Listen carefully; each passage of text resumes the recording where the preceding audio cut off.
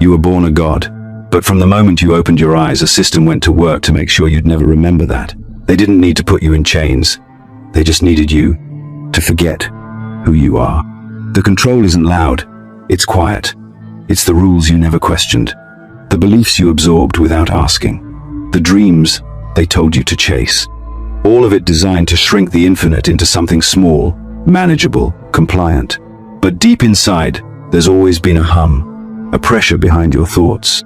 A silent knowing that this life isn't what it seems, and that you're more than what you were told.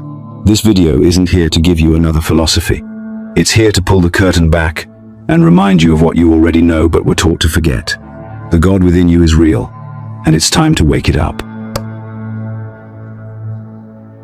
You didn't just forget who you are, you were taught to forget. Every system you've ever trusted, from school to media to religion, was never neutral. It was designed with one purpose: to keep your divine nature buried under layers of obedience, fear, and distraction. The moment you could speak, you were given scripts. Scripts about who you are, what's real, what's allowed, and what's impossible. You were handed stories about the world that made you small before you even had a chance to question them. And it worked. Not because you were weak, but because you were open, curious, absorbing everything. And they knew it. From your earliest days in the classroom, the programming began. They called it education, but it was indoctrination, masked behind grades and gold stars. You were taught to sit still, raise your hand, ask permission to express your own needs. They trained your body before they even touched your mind. And once your nervous system was trained into submission, they filled your head with history rewritten by conquerors, with science that denied the unseen, with literature that glorified compliance and ridiculed rebellion. Think back to what you were told. Follow the rules. Respect authority. Be realistic. Don't question. Don't dream too big. These weren't just harmless rules. They were the architecture of your cage. Even your parents, your teachers, the people who loved you most, they couldn't stop it, because they were trapped inside the same system. They passed down the programming not out of malice, but because it was all they knew. It's not their fault, and it's not yours either. But it is your responsibility now. Because the moment you see it, the spell breaks. You start to realize you've been acting out someone else's idea of a life. You've been wearing clothes that never fit, chasing goals that were never yours, measuring your worth with rulers built by strangers. And all the while, a deeper part of you has been whispering, "This isn't it. There's more." That whisper isn't fantasy. It's a memory. It's the ancient code that exists in your DNA, waiting to be reactivated. Long before organized systems stripped the soul from society, ancient civilizations knew the truth. The Egyptians spoke of Netta, not a god out there, but a divine principle that lives in everything, including you. The Vedic sages called it Atman, the self that is not separate from Brahman, the infinite. These weren't myths, they were maps. But the modern world reduced them to metaphor or dismissed them as mysticism. Because if you remembered your own godhood, the entire control grid would collapse.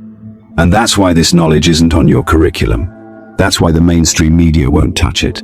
Because once people realize they are not powerless, they stop playing the game. They stop buying into the illusion. They stop obeying. Some things are too real to share publicly.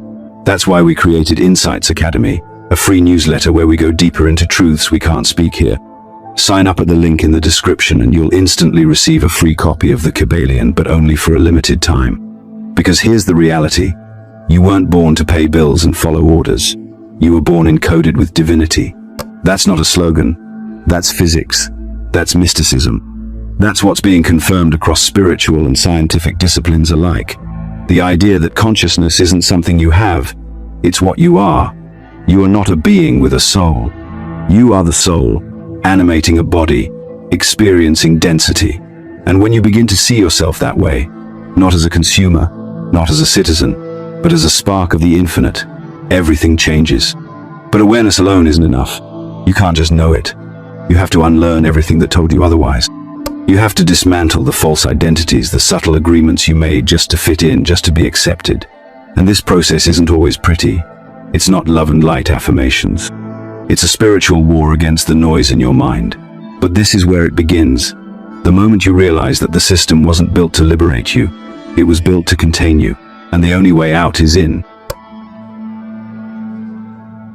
If there's one part of your body they fear you fully understanding, it's your pineal gland. That tiny pine cone-shaped structure in the center of your brain isn't just another organ. It's a biological portal, what ancient cultures revered as the third eye, the seat of the soul, the gateway between physical and spiritual realities. The Egyptians carved it into their temple walls. Eastern traditions built entire systems around activating it. Descartes called it the principal seat of the soul. And yet, in modern medicine, it's reduced to an afterthought. Why? Because awakening, it awakens you. And an awakened you is ungovernable. They don't want that. So instead, they attack it. Systematically, chemically, quietly. Look around. The most common substances in your environment weren't randomly chosen. Fluoride in your water, glyphosate in your food, microplastics in your blood, heavy metals in the air and soil. All of these substances share one horrifying trait. They accumulate in the pineal gland and calcify it. That's not some fringe theory. It's documented, peer-reviewed, proven, but somehow still ignored. Because acknowledging it would mean admitting that there's a war on your perception. A war you never consented to. A war most people don't even know they're losing. The pineal gland is responsible for producing melatonin, sure, but that's just the surface-level understanding. In states of spiritual activation, deep meditation, altered states, breathwork, it does far more. It becomes a transceiver, tuning you into frequencies beyond the material. It's how mystics communicate with what they call the divine. It's how visionaries access states of hyper-intuition, inner knowing, and multi-dimensional awareness. And what happens when it's calcified? You don't just sleep worse, you perceive less. You disconnect from the signals trying to reach you. The channel between your ego and your essence gets static, and in that static, the system thrives. That's why they lace your toothpaste with fluoride and tell you it's good for your teeth. That's why they design food to be convenient, addictive, and toxic. That's why your environment is filled with endocrine disruptors and neurotoxins. It's not just about health, it's about awareness. You think you're choosing breakfast cereal, but you're being steered toward mental fog. You think it's just a drink, but it's another dose of energetic sedation. And over time, you stop asking questions. You stop seeing the patterns. You stop feeling the pull of something more. That's how they win, through slow, invisible sabotage. And the irony? You still feel it. Even under all that calcification, even buried beneath years of programming, there's still a whisper in you. You still get moments, flashes, that strange sensation that you're meant for more, that you're not seeing the whole picture, that reality is wider, deeper, weirder than what you're told. That's your third eye trying to break through. It's not dead, just dormant.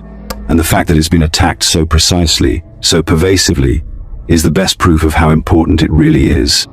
Reclaiming it doesn't require blind belief. It requires intention. It starts with removing the substances designed to block it. It continues with practices that stimulate, cleanse, and reawaken it.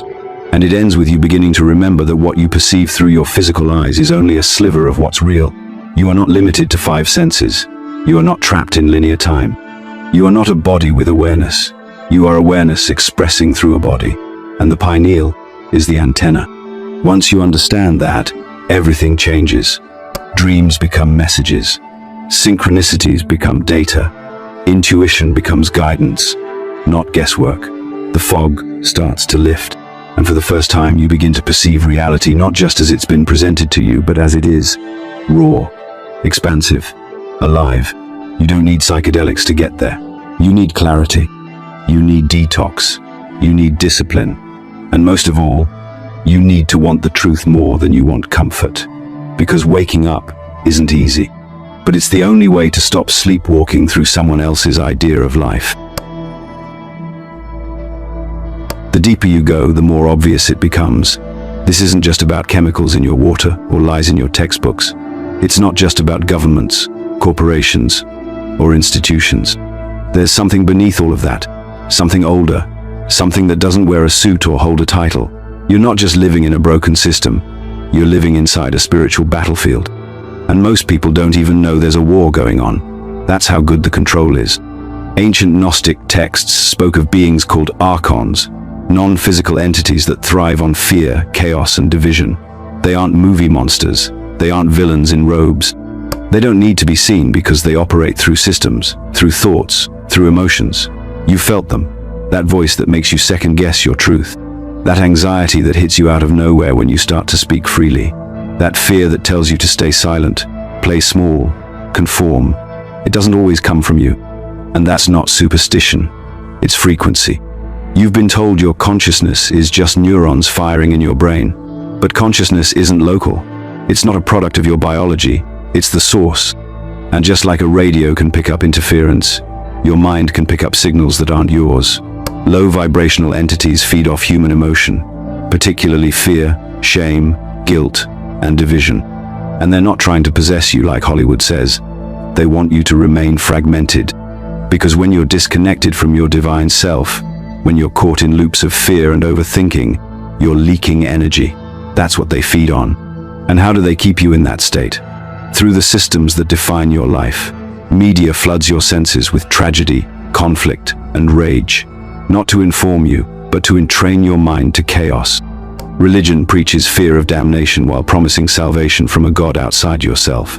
Education punishes imagination and rewards memorization. These structures weren't hijacked. They were built as control mechanisms, gateways for energetic parasitism. The archonic forces don't run the show, but they influence the architecture.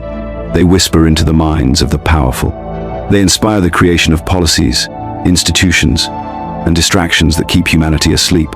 They don't want a population that meditates, breathes deeply, questions everything, and remembers its divine origin. They want a reactive, exhausted, overstimulated species, too busy scrolling and stressing to notice their own light dimming. And you might think this is too far, too weird, too much. But look around. Why else would nearly every aspect of life be built to distort your awareness, not expand it?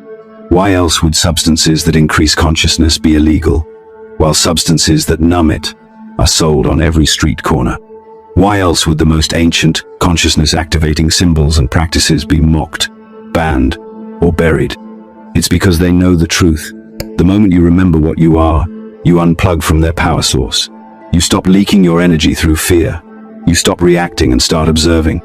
And when you observe without feeding the fear, the entire system begins to unravel. This isn't about fighting. This isn't about war in the way you've been taught. This is spiritual warfare, and awareness is the only weapon that works.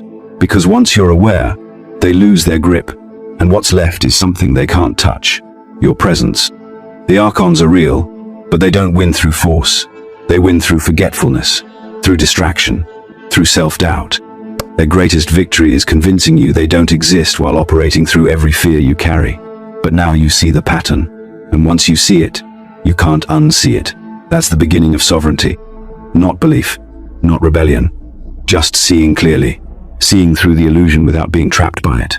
That's your shield, that's your sword.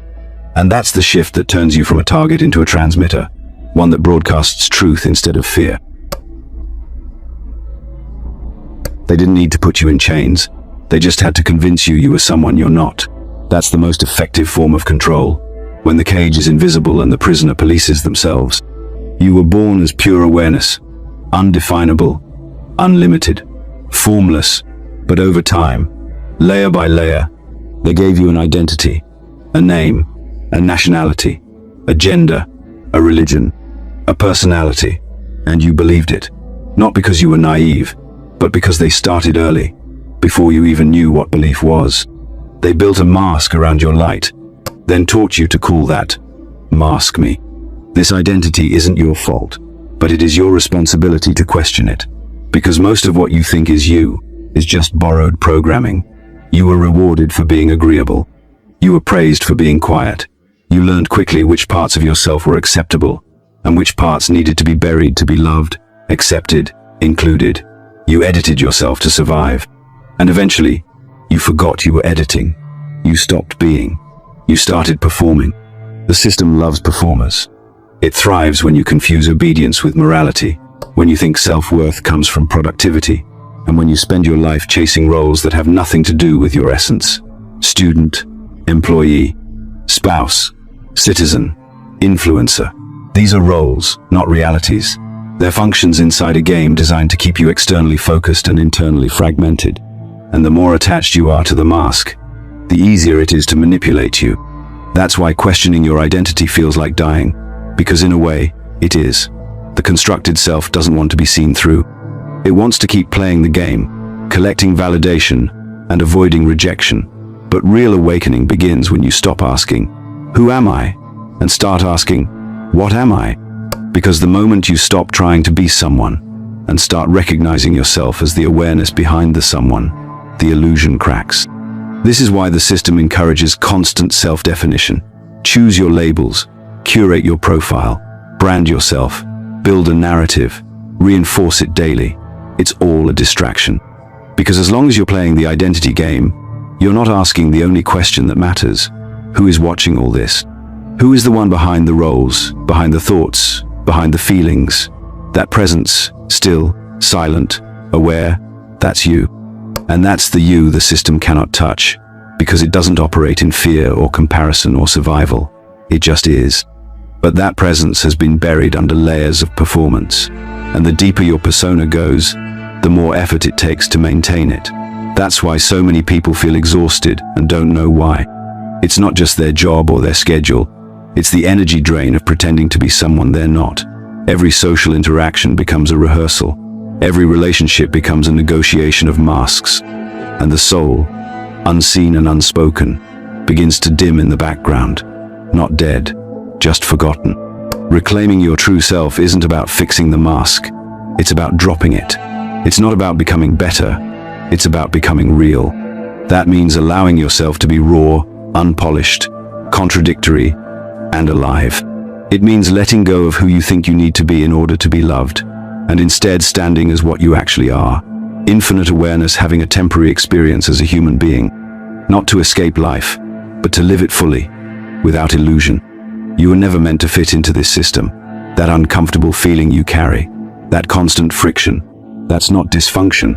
It's your divinity rejecting limitation. It's the reminder that the roles you've played were never built to hold your truth. The truth doesn't need a name. It doesn't need validation. It just needs space to be remembered.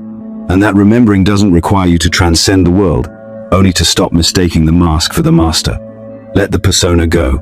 What's left is what was always real. Spiritual awakening doesn't begin in your head. It begins in your body. That might sound strange when everything you've been taught about awakening points upward, toward thought, ideas, abstract concepts. But the truth is, your body isn't separate from your consciousness. It is consciousness, condensed into matter, shaped by light, animated by energy. And the system knows that. That's why it doesn't just target your mind, it targets your biology. If they can keep your body sluggish, inflamed, numb, disconnected, they don't need to control your thoughts. They've already won before the first thought appears. Think about it. You've been conditioned to see your body as something mechanical, an object to drag through your day, something to push, fix, punish, or decorate, but never as sacred, never as intelligent, never as the vessel of divine potential. Yet every ancient spiritual tradition knew this. The body was never a burden. It was a temple, not just in theory, but in function. Every breath you take, every cell in your gut, every spark in your nervous system, it's all part of a living code designed for perception beyond the five senses. And they've spent centuries teaching you to ignore it. Start with the gut. Your gut produces more neurotransmitters than your brain. It's your second brain, regulating your mood, your energy, and your spiritual receptivity. But it's constantly under attack. Pesticides, processed food, antibiotics, synthetic preservatives, all of it designed not just to destroy gut flora, but to destroy your capacity to feel clearly. When your gut is compromised, your mind is clouded. When your digestion is inflamed, your thoughts are unstable. They don't want you to be sharp, focused, and intuitive. They want you bloated, distracted, emotionally volatile, and they've engineered the food system to make sure of it. But it's not just the food. It's your water, your air, your light. Tap water filled with endocrine disruptors. Air saturated with industrial toxins. Artificial light that scrambles your circadian rhythm and drains your life force. And through it all, you're told this is normal. You're told to adapt, to medicate, to caffeinate and carry on. And when your body starts breaking down, they offer pills instead of root solutions. They give you diagnosis after diagnosis, but never ask the real question. What are you feeding the instrument of your divinity? Because the system doesn't profit from your clarity. It profits from your chaos. This is why healing your body isn't just a wellness trend. It's an act of rebellion. It's the foundation of awakening. Your consciousness can't fully rise in a body that's drowning in inflammation, toxicity, and fatigue. You can't connect to the divine when your nervous system is in survival mode. You can't remember who you are when your cells are constantly battling the poisons of modern life. Liberation isn't only mental, it's cellular. And every choice you make, every meal you eat, every breath you take, is either feeding your awakening or feeding your suppression. And here's the real breakthrough. Your body wants to wake up. It's always communicating, always recalibrating, always moving toward healing when you give it even half a chance. And when you start treating it like the intelligent, energetic vessel it is, everything shifts. Your thoughts clear, your emotions balance, your intuition sharpens. And that's not a coincidence. That's coherence. The state where your body, mind, and spirit align into one unified field. That's when you stop living from your head and start living from your whole being. That's when awareness stops being a concept and starts becoming your baseline. Most spiritual teachings bypass this. They tell you to meditate your problems away while still eating food that numbs your senses and scrolling until your dopamine is fried. But you can't hack your way to awakening. You have to live it. You have to feel it in your skin, in your gut, in your breath. This is the embodiment, not the aesthetic kind, but the kind that rewires your nervous system and clears the fog from your perception. Because the divine doesn't just live in the sky or in scriptures. It lives in your blood, your bones, your breath. You don't have to look outside to find it. You just have to clean the vessel it's been trying to move through all along. The breath is not just air, it's a code. Every inhale is an entry point. Every exhale, a release. It's the most underestimated force in the spiritual toolkit because it's the most obvious, the most constant, and yet, it's the most potent. While the world trains you to look outward for solutions, your breath has been quietly holding the key to your liberation the entire time. You just forgot how to use it.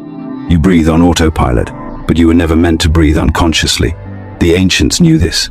They built entire systems around intentional breath work, not just for relaxation, but for transformation. In Vedic teachings, the breath is prana, life force, the bridge between the physical and the subtle. In Taoist alchemy, it circulates qi, activating the body's inner elixirs. In Hermetic tradition, the breath was the rhythm of spirit animating matter. Every mystical path, from Egypt to the Himalayas, understood, if you control your breath, you can control your state of consciousness. And if you can control your consciousness, you can remember what you are. But the modern world disconnects you from this. Fast-paced living, chronic stress, shallow breathing, it all constricts your life force. Most people spend their days breathing from the upper chest, never filling their lungs, never activating the full potential of their energetic system. The result is more than just tension. It's a closed circuit, a short-circuited light body. You end up living in a fog, unable to access the clarity that's always been just a few deep breaths away. Because your breath doesn't just move oxygen, it moves energy. And your body isn't just flesh and bone, it's a frequency field. Chakras, nadis, meridians, auric layers. These aren't New Age fantasies. They're maps of your energetic anatomy. They represent how life force flows through you, and more importantly, where it gets stuck. Trauma, fear, suppressed emotion, these don't just vanish. They lodge themselves in your energy body, like static in a signal. And when the energy can't flow freely, neither can your awareness. You think you're just tired or anxious or blocked, but often, it's an energetic congestion begging to be moved. This is where breath becomes medicine. Conscious breathing, when done with intention, rhythm, and awareness, starts clearing the pathways. You begin to feel heat, tingling, emotional release, expanded states of perception, not because something external is happening, but because something internal is finally being allowed to flow. You're not adding anything new. You're removing what was never supposed to stay. And as the channels open, something ancient stirs. The dormant intelligence at the base of your spine, what yogis call kundalini, starts to rise. This isn't a metaphor. It's electric. It's alive. It's the raw power of your own divinity waking up. And it doesn't need permission. It needs space. It needs breath. It needs you to stop outsourcing your power and start engaging with the tools that have always been right under your nose. You don't need complicated rituals or external teachers to begin. You need presence. You need patience. You need the courage to feel. Because real breathwork isn't always euphoric. It can bring up everything the system taught you to bury: grief, rage, ecstasy, truth. But through it all, something deeper emerges. A quiet, unmistakable knowing that you are not just surviving this life. You are here to live it fully, from your source, not your conditioning. This is why the breath is sacred. It's not just a biological function, it's a spiritual strategy. It is the most portable, direct, and democratic path to remembering the divine within you. It requires no belief, no middleman, no cost, only awareness. The system doesn't want you to remember this because the moment you do, you become your own healer, your own guru, your own liberation. You want to unblock the God within you. Start here, close your eyes, inhale fully, exhale slowly. Do it again and again, not as a technique, but as a remembering. You were never disconnected. You were only holding your breath. You don't need to be hypnotized in a theater to live in a trance. You already are. Most people walk through their lives like actors who forgot their acting, locked into patterns so rehearsed they feel real. Wake up, scroll, consume, react, sleep, repeat. It's not just a habit, it's programming. Not through force, but through repetition. And the most dangerous part? It's disguised as normal, as harmless, as just how things are. You think you're living your life, but you're really playing out a script you didn't write. Culture is the delivery system. Every tradition, every holiday, every daily routine, they're not as organic as they seem. They were shaped by someone, for a reason. Take a closer look. The school bell you heard every day wasn't just a time signal. It was classical conditioning. Pavlov rang a bell and dogs salivated. The system rang a bell and you moved, not because you chose to, but because you were trained to. And it didn't stop when you graduated. It just changed form. Now the bell is your alarm clock, your email ping, your social media notification, all of it designed to keep you externally focused and internally absent. You're constantly reacting, never fully present, never fully here. That's not an accident. It's engineering. The more distracted you are, the less you question. The more rushed you feel, the less likely you are to pause and ask, is any of this even mine? Think about the holidays, supposed celebrations of life, love, and family, turned into rituals of debt, overeating, obligation, and stress. You're told to show up, spend money, perform happiness. If you don't, you're the outsider, the rebel, the problem. Look at the architecture of it. Christmas? Consumerism dressed up as compassion. Valentine's Day? Conditional love monetized. Halloween? A festival of masks. But the biggest mask is pretending any of it still feels sacred. These are not celebrations. They are rituals of distraction. Repetitive ceremonies that anchor you to the script. Buy, conform, belong, smile for the photo, post it, check for likes, and call it a life. This isn't about shaming participation. It's about seeing it clearly. Because once you see the programming, you're no longer hypnotized by it. You can still show up, but from a place of awareness, not autopilot. And that's the shift the system fears most. Not resistance, not rebellion, but non-participation in the trance. When you stop performing for invisible judges, when you stop chasing approval through rituals that drain your soul, you reclaim something they can't sell you: presence. Even language itself is part of the trance. Phrases like, "That's just how it is," or "You've got to be realistic," aren't observations, they're spells. Tiny agreements that lock you into limitation. Every time you repeat them, you reinforce the cage, and the cage becomes invisible, which makes it inescapable, unless you start listening. Not just to others, but to the words that come out of your own mouth. Are they yours? Or did you inherit them from people who never questioned them either? And let's talk about the corporate rituals, the morning meetings, the KPIs, the endless hustle culture that pretends burnout is a badge of honor. These are not pathways to purpose. They are distraction loops, designed to keep you tired enough to comply, but functional enough to continue. You're not thriving in this system, you're surviving it. And they'll keep it that way as long as you keep mistaking structure for meaning, routine for freedom, and busyness for value. But beneath the noise, there's still a signal, A subtle hum in your awareness that something's off, that this isn't what life was supposed to be, that maybe, just maybe, you're living in someone else's idea of reality. That whisper isn't your imagination, it's your intelligence, your higher self, your divinity tapping the glass from the inside, asking you to notice, to pause, to break the rhythm just long enough to remember who you were before the script got installed. The trance only works when you don't know it's a trance, and culture only holds power over you when you believe it's yours. But it's not. It was handed to you, marketed to you, drilled into you, and the moment you stop blindly accepting it is the moment you start authoring something else, something real, something that comes from within, not from habit. You don't have to escape the world. You just have to wake up inside it. It's one thing to awaken. It's another to live awakened. Most people don't realize that. They chase the peak experience, the moment of clarity, the flash of insight, the jolt of cosmic energy, and then go straight back to living like they never saw what they saw. But awakening isn't meant to be a moment. It's meant to be a life. It's not something you visit. It's something you become. And if you stop at the insight without integrating it, all you've done is collect another spiritual souvenir. Integration is the true test. Can you carry the awareness you touched in meditation into a heated argument? Can you stay rooted in presence while the world around you pulls at your attention, your ego, your fears? Can you live as the God within, not just when it feels good, but when it's inconvenient, uncomfortable, even risky? That's the threshold where most stop, right when embodiment begins. Because living from your divinity means breaking every agreement you made while asleep. It means letting go of identities that won you approval. It means releasing goals that were born from insecurity. It means walking through your life with a level of self-responsibility that the ego wants nothing to do with. The God within you doesn't play status games. It doesn't need applause.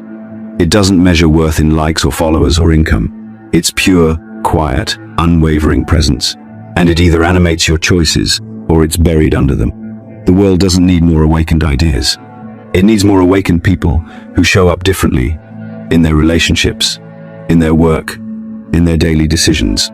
Not in a performative way, but in a grounded, steady way that radiates truth. When you embody your divinity, you don't need to declare it. It's felt. You walk into a room and your presence does the speaking. Not because you're special, but because you're aligned. No masks, no performance, just coherence. Just the frequency of someone who's remembered who they are and decided to live like it. This is where everything begins to change. Not from outside validation, but from internal revolution. You no longer tolerate what drains you. You no longer shrink to fit spaces that ask you to dim your light. You no longer seek safety in silence. Instead, you live out loud. You speak with clarity. You move with purpose. And you become a mirror, uncomfortable for some, liberating for others. Because your embodiment reminds people of what they've forgotten in themselves. And this isn't about being perfect. It's about being real. The ego wants to appear enlightened. The soul just wants to be free. And freedom doesn't always look graceful. Sometimes it's messy. Sometimes it's awkward. Sometimes it's having hard conversations, making unpopular choices, or standing alone in your truth. But when you choose embodiment, you stop outsourcing your integrity. You stop waiting for permission. You stop abandoning yourself for comfort. That's the deepest form of rebellion in a world built on illusion, living as your unfiltered, untamed, divine self.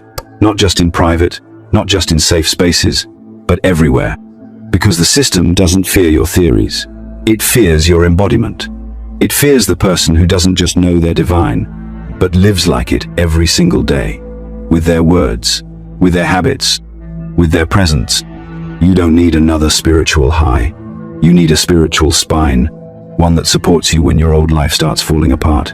One that guides you when the noise gets loud. One that reminds you who you are, even when everything outside tries to make you forget. That spine is built through choice, through practice, through presence. This is what it means to embody the God within. Not one day, not someday, but now. There's a moment in every awakening journey where you stop searching, not because you've given up, but because you finally realized there was nothing missing. That the thing you were chasing, the truth you were trying to grasp, the version of yourself you were waiting to become, was here all along. Hidden not in some distant dimension or rare philosophy, But beneath every distraction, every lie, every layer of programming they taught you to call reality, you never lost your divinity.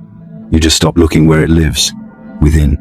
This is the final remembering, the moment the seeker dissolves, the moment the God within stops whispering and starts speaking, not in thunder or fire or spectacle, but in stillness, in presence, in the quiet knowing that you are the awareness behind it all, the witness behind the thoughts, the field within which everything appears and disappears.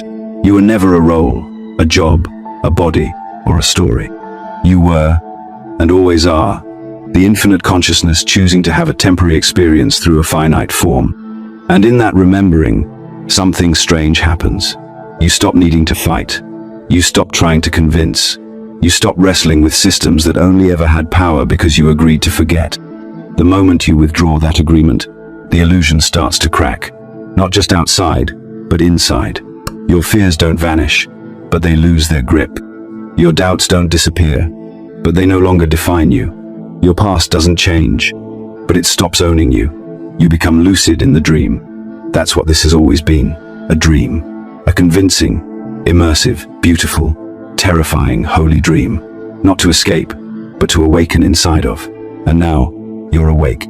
Not in the performative, spiritual by aesthetic way, but in the lived, breath-by-breath awareness that you are not what happens to you. You are the one it happens within.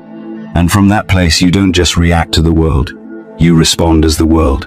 Because the divine doesn't watch from afar, it experiences through you. So what happens now? You live, but not like before. You don't play roles for acceptance, you don't perform for applause, you don't shrink for safety. You live as truth embodied, moment to moment. You choose relationships that honor your expansion. You eat food that honors your clarity. You speak words that honor your vibration. You protect your energy like it's sacred, because it is. You create, you rest, you connect, you remember, and you stop waiting, because there is no savior coming. There is no event, no guru, no finish line that will hand you your freedom. You already are what you're looking for. You already hold what you've been chasing. And the only thing between you and that reality is the illusion that there's still more to become. There isn't. There's only more to release. When you live like this, people will feel it. Not because you're louder, but because you're clearer. Your presence will speak a language most have forgotten. And some will avoid it, because your light threatens the comfort of their darkness. Others will be drawn to it, not even knowing why. But it won't matter, because you're not here to convince. You're here to be. That's the gift. That's the mission. That's the embodiment. And if you still haven't joined Insights Academy, now's the time. You're not just missing out on deeper knowledge, you're missing the opportunity to remember faster. The free copy of the Kabbalion is still available, but not for long.